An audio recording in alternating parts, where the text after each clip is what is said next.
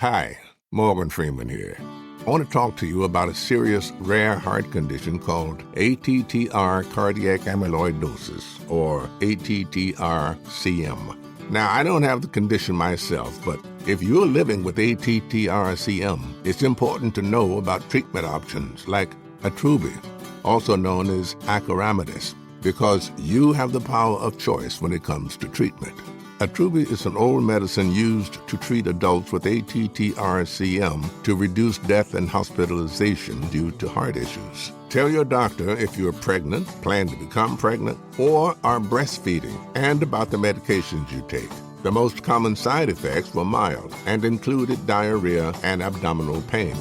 If you have ATTR-CM, talk to your cardiologist about Berube or visit Berube.com. That's ATTRUBY.com to learn more. It's time to get busy living. Have you ever had to put your plans on hold due to symptoms of generalized myasthenia gravis, or GMG? Like taking that weekend trip, talking with friends, or enjoying a meal. Learn about a treatment option that may help. Visit treatgmg.com to learn more. That's treatgmg.com.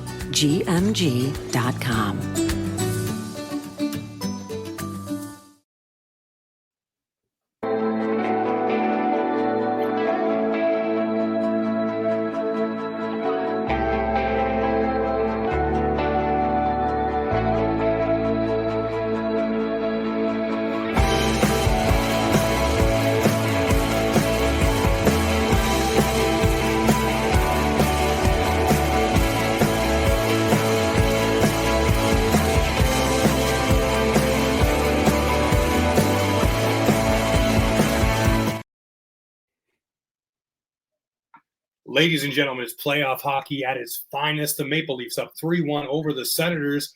But if you're a Maple Leaf fan right now, after last night's game, it seems like for whatever reason, the air has been let out of the balloon. Everybody's worried. You see every media outlet in Toronto saying Toronto cannot close the series with the Matthews era. They're 1-12. I mean, for me, I'm wondering, guys, this team has the ability still to win the series early in 2 more games. And if you have to go to Game 7, you still have another opportunity. It's not doom and gloom, but I guess for most Leaf fans and media outlets, the best way to get a click is to be negative and upset.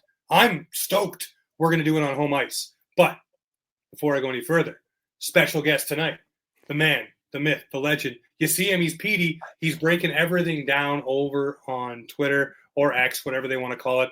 Welcome back, my friend. I enjoy picking your brain. James, it's been a long time. First of all, second of all, you got bougie on me. That open, much ridiculous. Like that.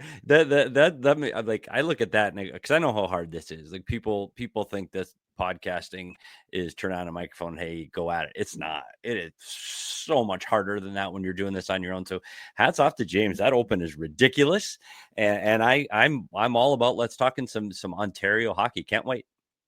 Yeah, for sure. So let's jump into it here. The Battle of Ontario, obviously for us that it's ingrained. We're excited here in Toronto. We're excited over there in Ottawa. But outside of that, is it registering the same with everyone else? Is everybody else like, hey, the Battle of Ontario, it means something. It has some substance. Where you look back in the early 2000s, they were grueling series. Everybody was watching because it was bloody. It was fights. It was everything you wanted. This one, not so much. There's some nastiness. But do people get latched on the same way that we're invested in this? I think hockey fans do. I think legitimate old-time hockey people that have been around the sport for a very long time understand the importance of this series and what it has meant to the history of not just Ontario, but the history of hockey. It is a big deal. But what you're seeing now is there's so many series in this first round that you could say the same about. And I know Tampa and Florida don't have the history. I get it. They're not the Toronto Maple Leafs. But the Battle of Florida has been a big deal here in the States. And you look at one of the other matchups you've got is the LA Edmonton. Again, it's near. It's most recent. 4th time these two teams have played each other. So I think those are the 3 series you can look across and go, oh my gosh, these are something different.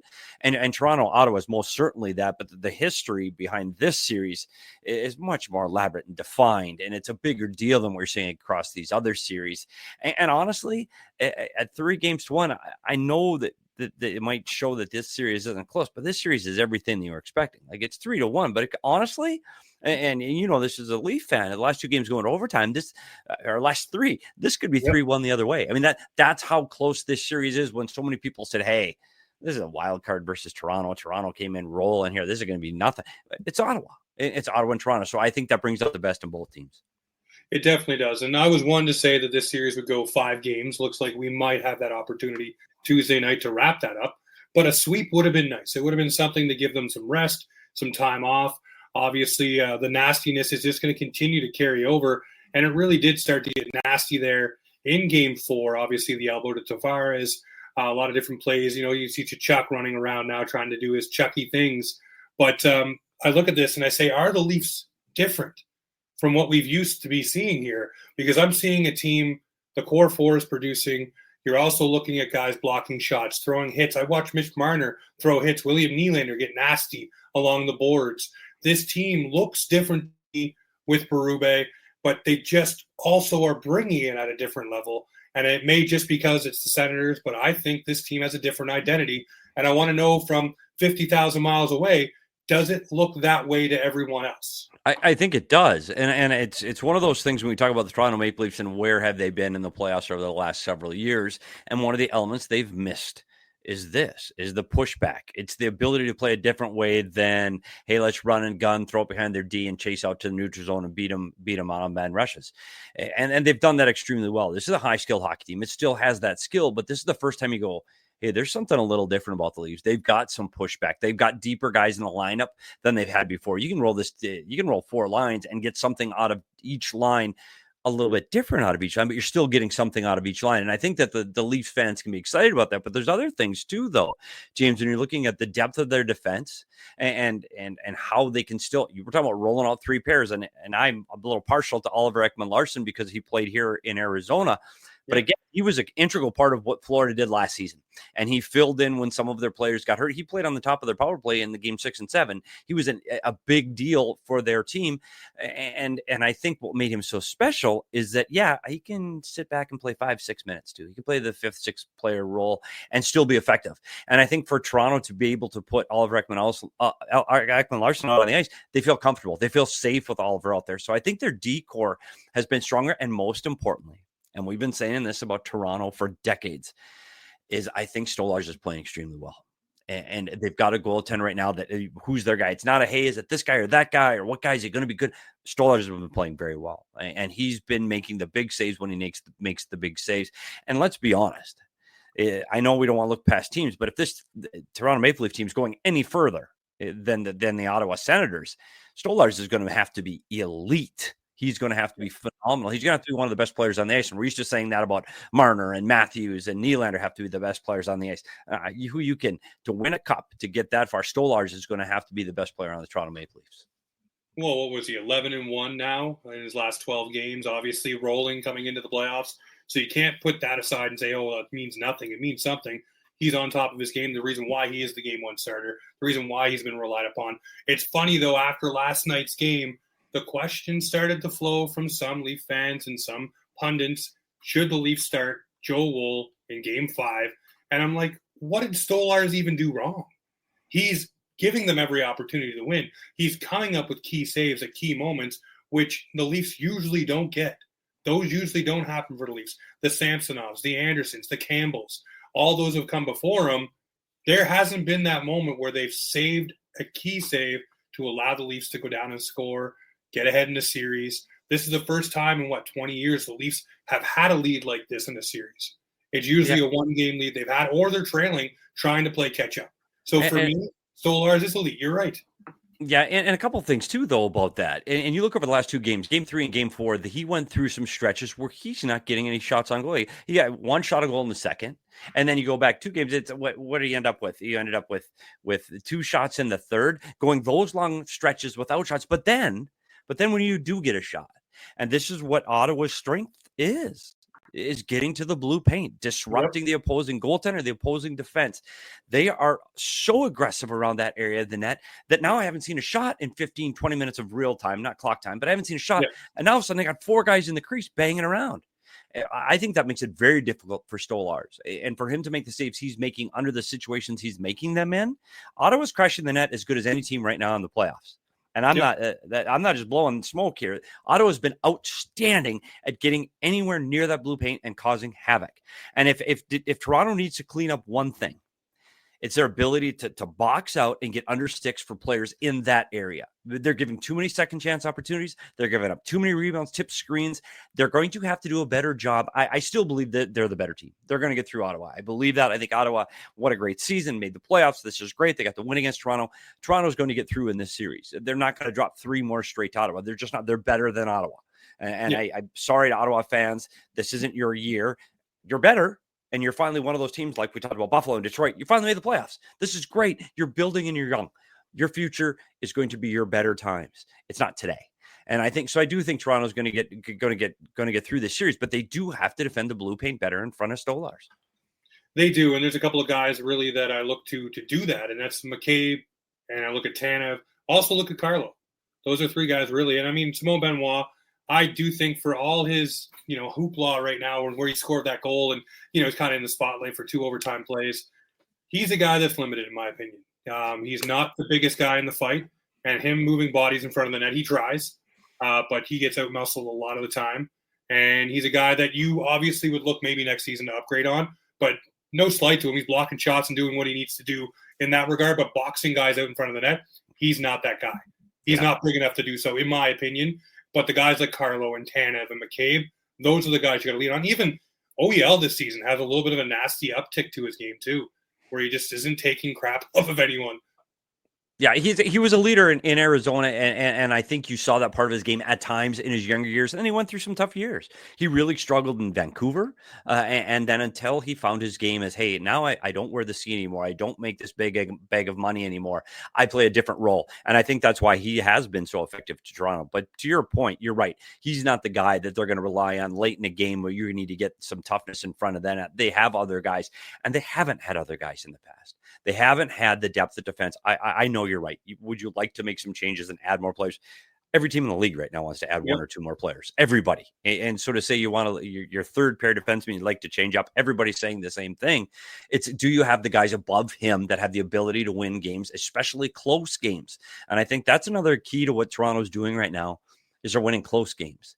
And as these playoffs tighten up and as the series go on and get longer and guys get more tired and more banged up, having the knowledge and the ability and the confidence to go, hey, we can win close games. We've done it. We've been down. We've been through overtime. We've come back in games. So we've been down by 2. I think that will be the thing that finally gets them over the hump against Ottawa. And then it's going to just be a different feel. It's no longer the Battle of Ottawa.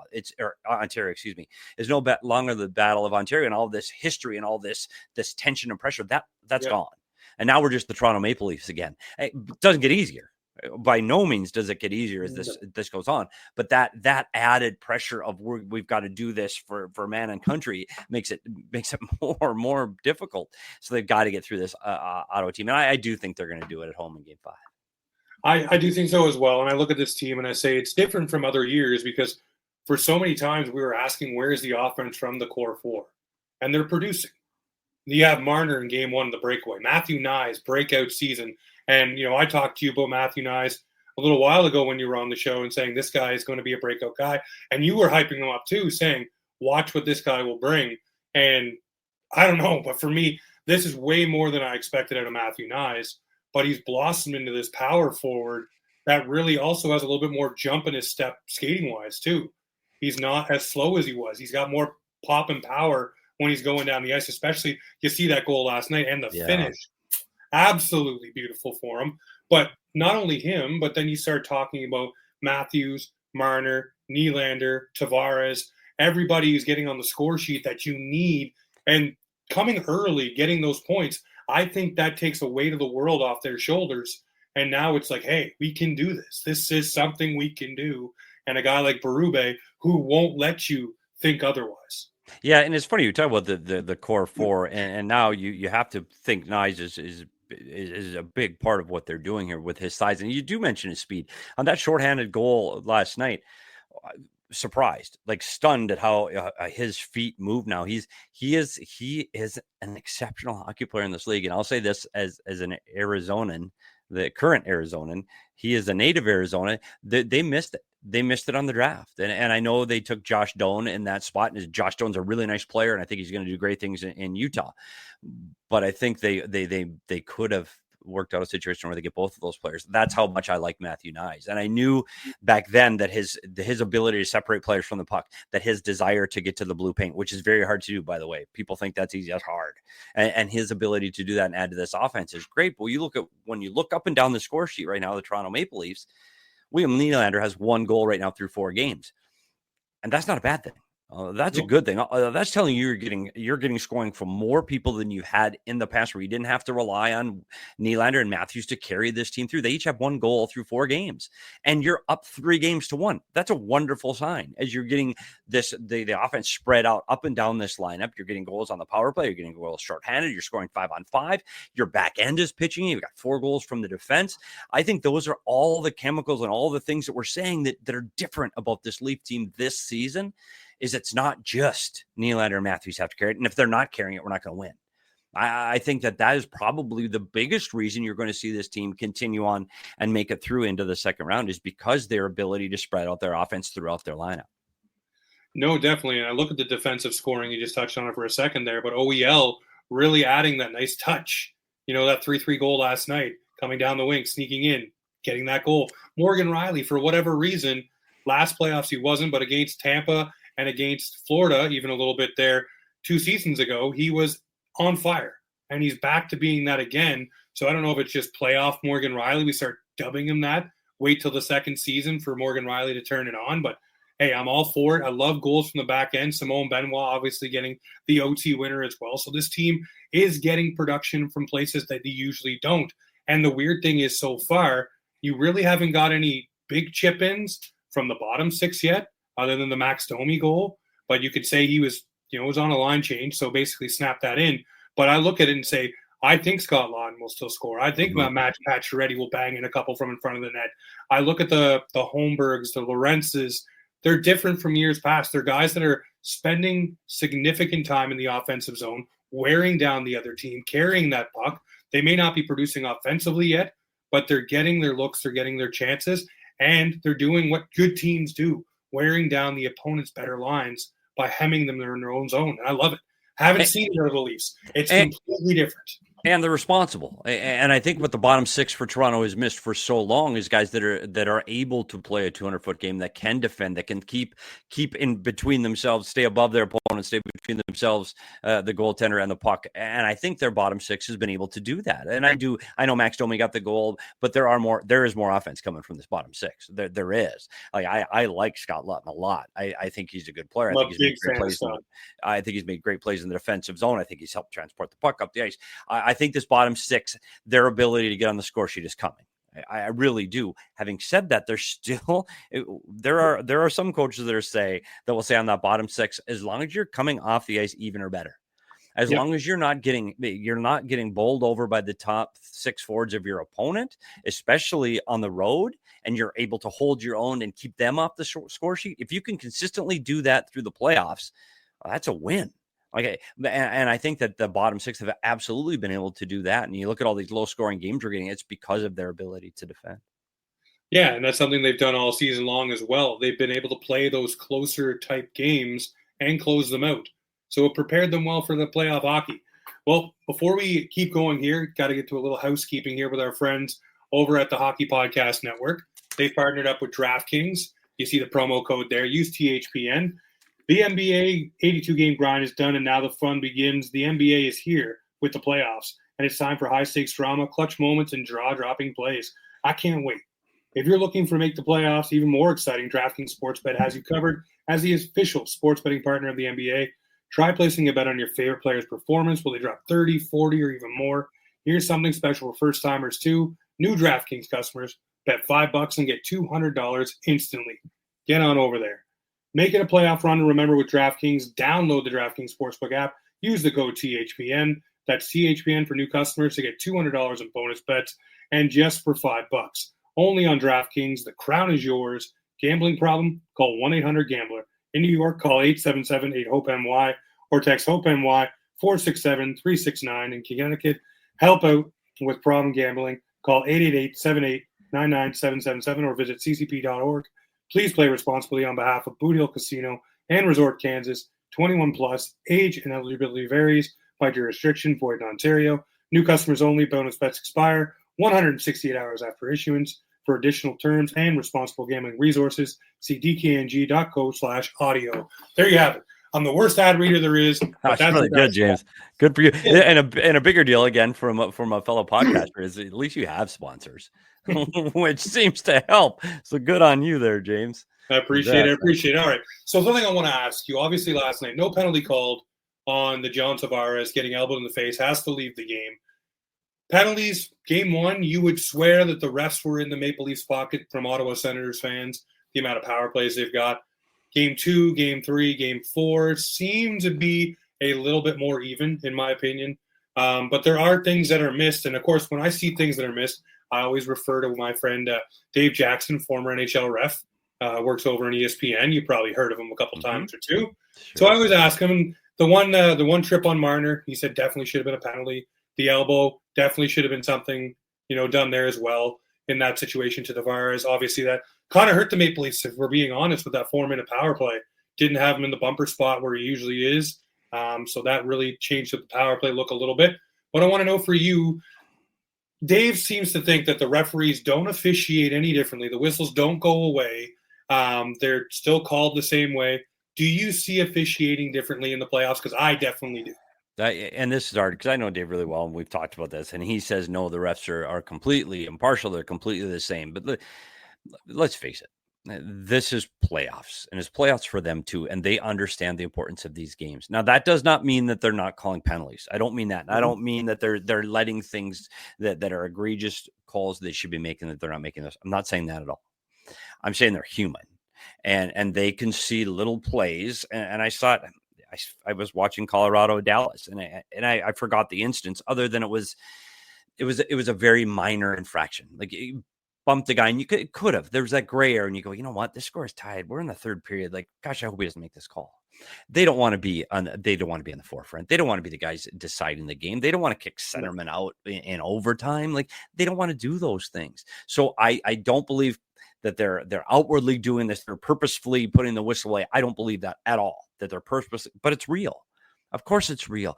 And look at the intensity of the players and look at the intensity of the games, how that has picked up. Like if you officiated, and Dave will get mad at me for saying this, if you officiated like you did 1 through 82, starting game 83, it would be 4-on-4 or 4-on-3 the entire game. The game has picked up so much, and the pace has picked up so much. The physicality has picked up, and I'm not sure you could. I don't know if you could do it the same. And that's, again, I'm not knocking the officials. Their job is completely. Can you imagine trying to officiate the Senators and the Leafs? Are you out of your mind? You're the only man on the ice that's always wrong, no matter what you do. Call something, or if you don't. Where you end up trying to get in between a couple of gloves thrown back and forth and some haymakers? Heck no. Like, this is really tough. They have a tough job on a game that is incredibly fast, and they're doing an exceptional job as the playoffs ramped up. I think they're doing an exceptional job. Are they missing calls? Sure. They miss calls in the regular season too. Yeah. And until you put 4 referees out there to try to see everything, that's going to happen. I don't think in this series specifically that it has swayed the outcome of games to this point. And that's where you get concerned. You're right on that power play that the 4 minutes, it's a big deal, but it doesn't sway the game. I still think that the officials are keeping this even. They're keeping it fair and doing the best job they possibly can. Definitely. And one thing that I do like is the going to the linesman and asking. Yeah. What did you see? You didn't see that before, did you, James? Like, you never saw those meetings and visitations, and they go, yeah, that was right. That was wrong. I think that's fantastic that they're doing more of those meeting of the minds at center ice. Well, especially when it comes to high sticking calls after plays have gone on for a couple of moments or anything like that.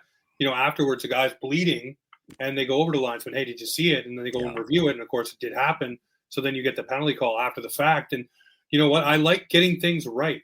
And it also, at the same time, it may anger some people to slow the game down a little bit. But if you're getting it right, I'm all for it. And that's what Elliot Friedman always says. If you're getting it correct, is it really that bad of a thing? Yep. Because would you want Game 7 of a Stanley Cup playoff game decided by something that wasn't reviewed, that should have been reviewed, and just make it right? there's things that you need to do sometimes, and that's one of them for me. But also I look at this and I say, it is impossible to be correct all the time. The game is moving so fast. I've talked to Dave on a couple occasions, and you don't see everything either. So when you get the linesman involved, that's great. At the same time, there's going to be things that happen that you just don't see, or it's a bang, bang play. Yeah, and then, you see Anderson today, and he gets injured by Timo Meier crashing that in the Carolina New Jersey game. No call on that. And again, if you had the luxury, and I see what the referee saw. He looked like from his angle that he got pushed into that play. He does. When you're in behind that and see the defenseman, you think Timo Meier's pushed into Anderson, and it shouldn't be a call. But when you see it from the other side, and Timo Meier doesn't get touched, he's directly in the blue paint. He makes contact with Anderson. Should be a penalty.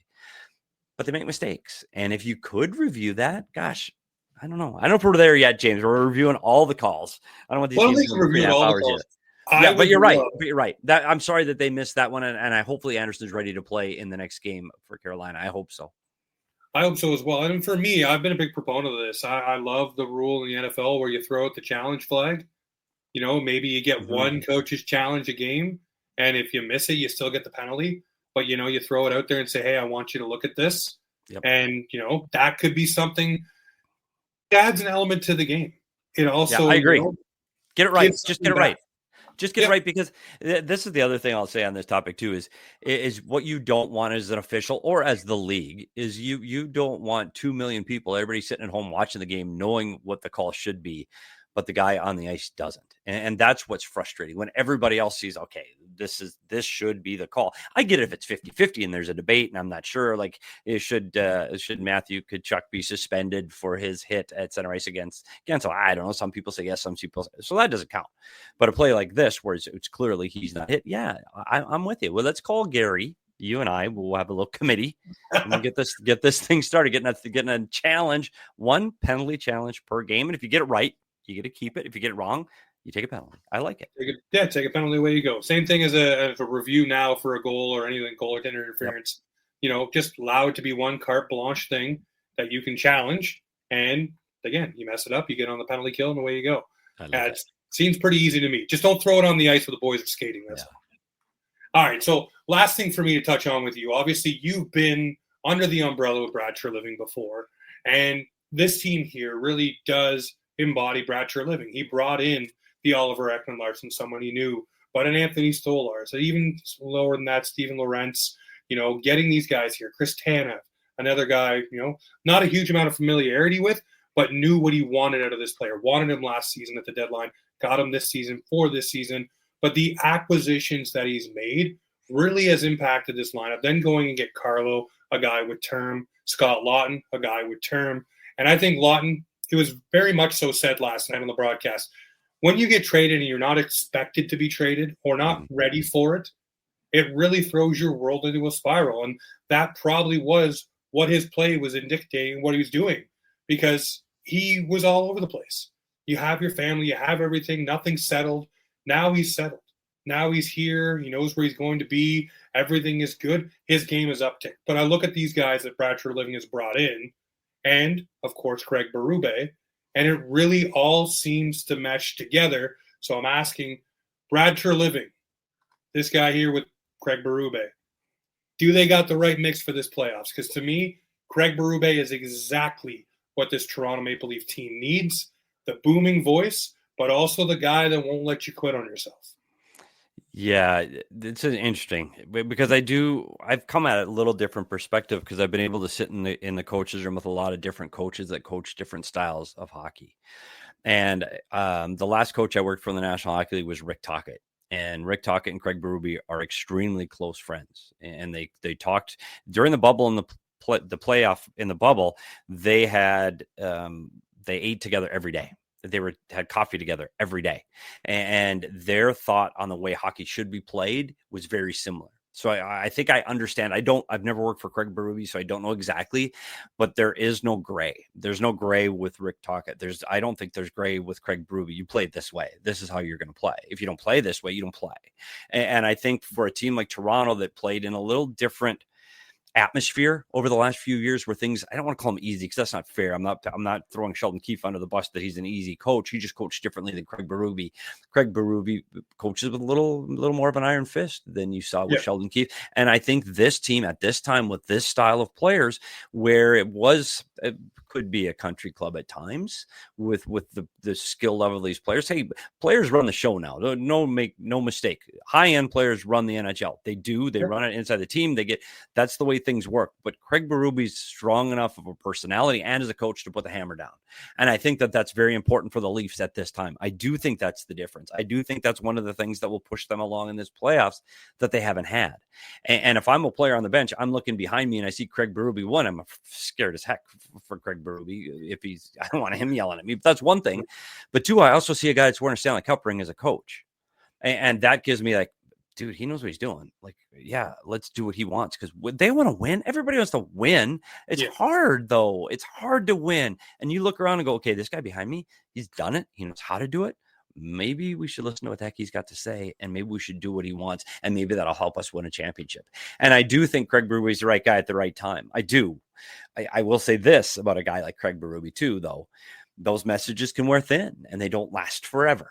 There's a very short window for coaches that coach the way that Craig Berube coaches. And this isn't a 5-year plan for Craig Berube. This is a this year plan. Win. It's a next year plan. Win. This isn't going to last forever because that message does start to wear down and it starts to be difficult for players. So I think it's now. The time is now. The time is next year. The window is very short for a coach like Craig Berube. Well, let me ask you that. Obviously, a coach like Craig Berube, if you have him wearing those messages, but you have success. So they'll say the Leafs go to the third round this year, and the next year they do the thing and they finally win it, or even this year they win it. Does that message keep resonating until the success is no longer there? The one thing about this too, because everybody likes to win, and I've talked to some head coaches in the league, I won't say who, but where you could see that things were changing, either in the room or on the ice. And my message to them was, hey, maybe you should change the guys around you. And people, especially assistant coaches, don't want to hear that. But you do need to change the voices. If it's not your voice that you're going to change, you need to change some of the voices that are surrounding you. And that may mean moving some of the assistant coaches around, because when you move the assistant coach, now the relationship of all the coaches change. The way that coaches deals with certain areas of the game on the ice is now changed, and that voice is different. I think it's important. And it's not, if you're winning and you're winning 3 cups in a row, okay, everybody can stay put. But if you're not, I think you do need to get new blood behind the bench. I think you need new ideas, new drills in the everyday practice. Run your morning skate a little bit different. You need those new voices if it's not going to be the new voice of a head coach. So I do think Berube, to be successful in Toronto, and we've always said this, everybody wants to work in Toronto.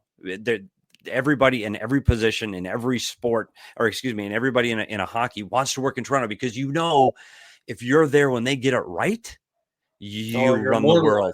Exactly. So you want to be a part of it in Toronto. And that's why I think Craig Berube is going to be the guy to help pull them through this. Now, do they get all the way to the cup? Man, that's a gauntlet. And it's a really tough gauntlet this year. So I'm not saying that Toronto's going to win the cup, but I do think they have the right coach at the bench at the right time. I want to ask you one question. Obviously, it's made a little bit of a story here. Mark Savard likes to get really excited on the bench. And I guess Craig Berube is read in the riot act to stay calm. He wants everyone calm back there. Does that have any effect? Obviously, if you're excited, you're excited. Sheldon Keefe he was always a fist pump guy and get really excited when the Leafs would win a playoff game. Berube is stoic, and he wants everyone on the coaching staff to be the exact same. And he said to calm down Mark Savard. Yeah, I saw it. And even yesterday, they get a goal. Yesterday, I watched the bench. It's funny now how that story has taken on its own life. So you're watching, when they show the bench, you're watching, how are the coaches reacting? It's not like I've never seen or thought of that before. But I'll tell you one thing Wayne Gretzky said, because they didn't do it back in the 80s. When you scored a goal, you went back to center ice. Yeah. And he was not a big fan. And this is something that happened when Wayne was coaching. This is 20 years ago. So this isn't now. I'm just saying when he was behind the bench in Arizona, and this is when it really started to be a thing where everybody had to go down and give high fives down the line. And Wayne said, act like we've done this before. And I think that message resonated. Like, score a goal, go back center ice. Go play. And now it's become such a part of the game today that the guy that scored the goal is going to go first through the handshake line, and everybody does it from peewees all the way to the NHL. So it's in the game for now. Yeah, it's there but, now. But again, it's the message of act like you've done it before. And I think that's what Craig Berube is trying to say to his coaching staff is, hey, it's goal. We scored. This is great, but we a long, long, long way to go, guys. This is one goal. This is not the goal of the team. This is a goal. So let's keep it tempered on the bench. And I do think that gives you some quiet confidence. If you're seeing, holy cow, like this is like, I think as a player, that's like, oh my gosh, like look what's happening. Like I do think it makes a difference. I understand what he's saying. Having said that, you're in the emotion on the bench in the Battle of Ontario, and somebody scores, and you're trying to hold it in. Are you out of your mind? It's just natural. That's people that are in the sport, whether they're a player, a coach, an equipment manager, a trainer. You want your team to win. Everybody that works for the Toronto Maple Leafs, I don't care if you're selling tickets at the front door, you want your team to win, and you're excited when they do something good. And it is hard to temper that emotion. I get what he's saying. You want everybody to act like you've been there before, and hey, let's be calm. If we win the cup, you can jump around like a kangaroo. I get it, but it's hard to control those emotions when these games mean so much. Especially for a guy like Savard, who's used to scoring and celebrating on the bench a whole bunch as well, like himself. So that may be a little bit of the player in him coming out, obviously getting really excited, jumping around. All right, I want to ask you this one before we wrap up. For the Maple Leafs, this playoff run, I'm pegging them to go to the conference final. I think they are going to go on a bit of a run. I don't know if the Stanley Cup is there. It depends on how much gas is in the tank come the conference final. But for you, do you see this team? Obviously, we both think they're going to make it to the next round. But do you see a conference final berth or further for this team if everything stays going the way it is with this squad?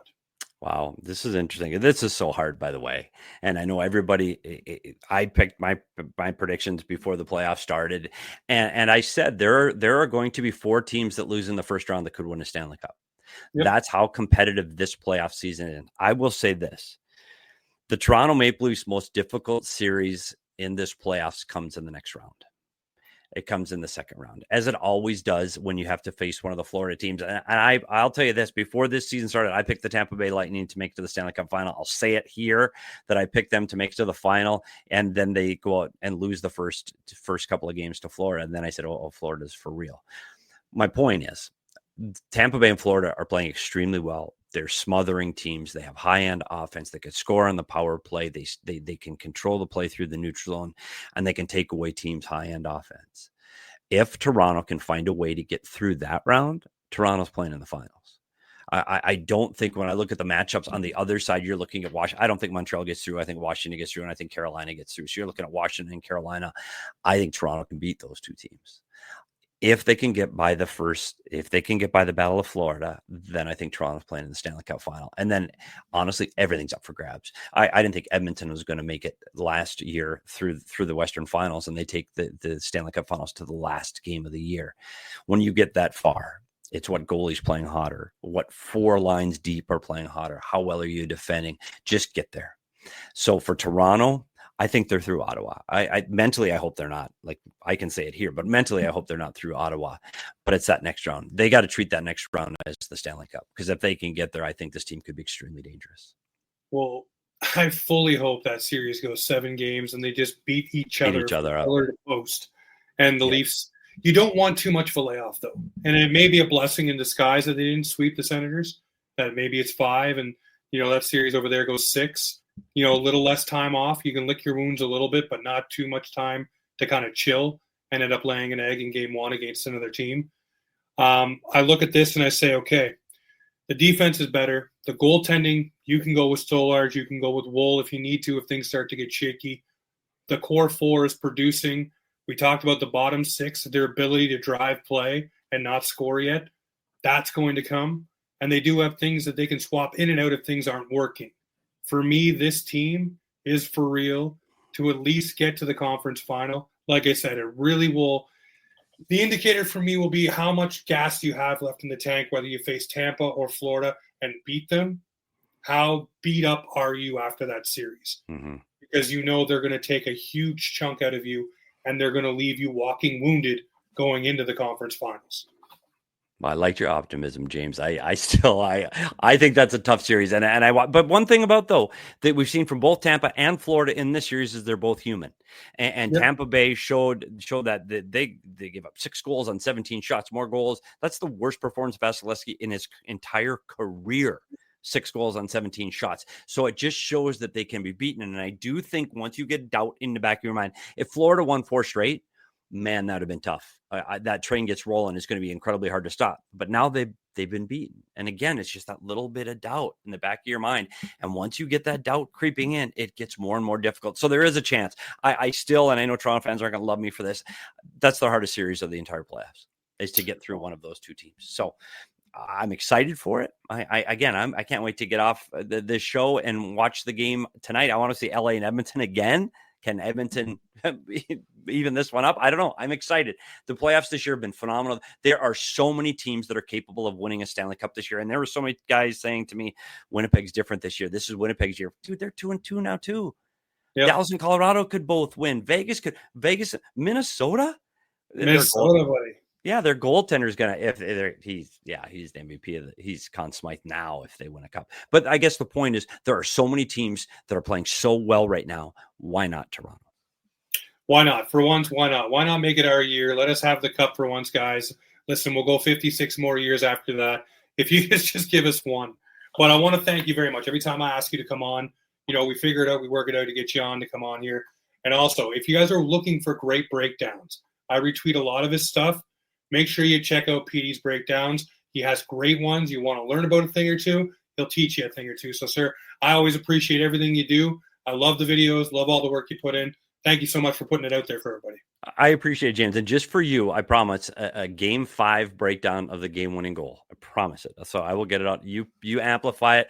I will break it all down, and I can't wait for that game tomorrow. James, thanks for having me, man. I love talking hockey, and I know you do too. So thanks for having me. No worries. We'll have you on after the second round when the Leafs are moving on to the conference finals. But, ladies and gentlemen, you know what is around here. This is Offside Hockey Talk, where the Maple Leafs and hockey come to talk.